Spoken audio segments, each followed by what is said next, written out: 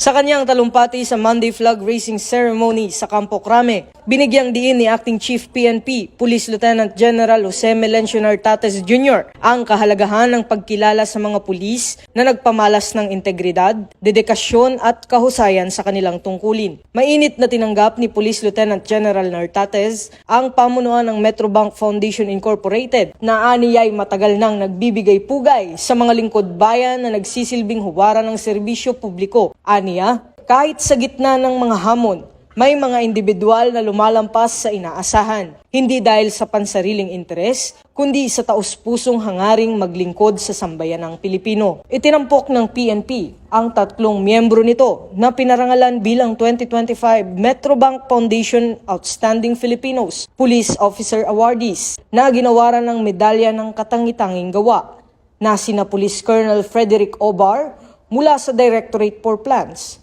Police Major Elmira Relox mula sa Police Regional Office Bangsamoro Autonomous Region at Police Master Sergeant Ivan Velasco mula sa Police Security and Protection Group. Ayon kay Police Lieutenant General Nartates, ang tagumpay ng 3 awardees ay patunay na sa anumang ranggo, bawat miyembro ng PNP ay may kakayahang mag-iwan ng positibong pagbabago sa lipunan mula sa mga nasa liderato hanggang sa mga nagsisilbi sa komunidad. Pinapaalalahanan din niya ang hanay ng kapulisan na ang tunay na kahusayan ay hindi nasusukat sa parangal, kundi sa araw-araw na pagtupad ng tungkulin mula sa investigasyon, pagpapatrolya, hanggang sa maliliit na gawaing may malasakit sa kapwa.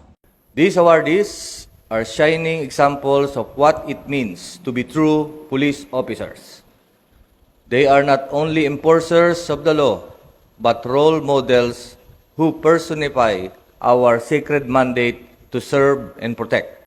To the men and women of the Philippine National Police, let us start the week inspired by the example of our awardees.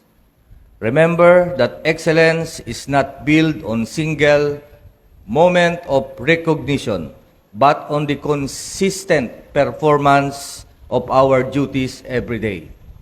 So to our dear police officers, allow me to say, you are more than enforcers of the law. You are builders of trust, defenders of peace, and symbols of hope.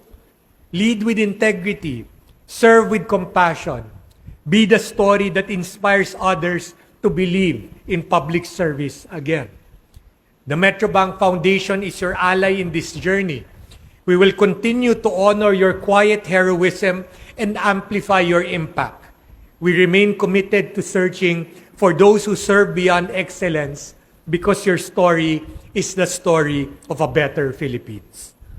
On behalf of Metrobank Foundation and our program and institutional partners, let me extend our gratitude and appreciation to the Philippine Police, National Police, under the helm of Police Lieutenant General Jose Melencio Nartates Jr.